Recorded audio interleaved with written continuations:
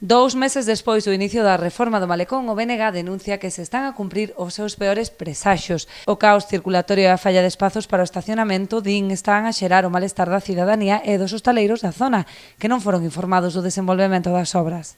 O inicio destas obras xa demostrou o que se temía. Demostrou que isto é un caos circulatorio e que tamén se lhe están eliminando as poucas prazas de estacionamento público que hai en Ribeira.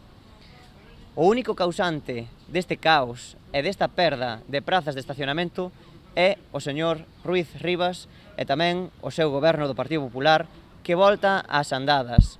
Volta a ser un equipo de goberno soberbio, volta a ser un equipo de goberno prepotente.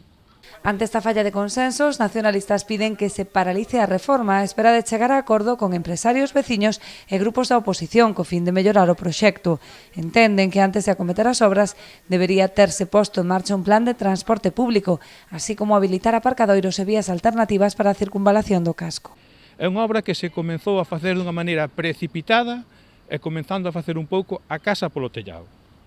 Como sabedes, esta obra vai desde a estación de autobuses hasta a rotonda da Avenida das Carolinas. Ben, pois o lóxico sería que se na estación de autobuses vai un aparcamento, primeiro, se tirara esa estación de autobuses e se trasladara xa para o novo emplazamento, que se fixera ese aparcamento aí, que se quitara o tráfico pesado da circulación para facer as obras e empezar as obras como Dios manda. E non se fixo así.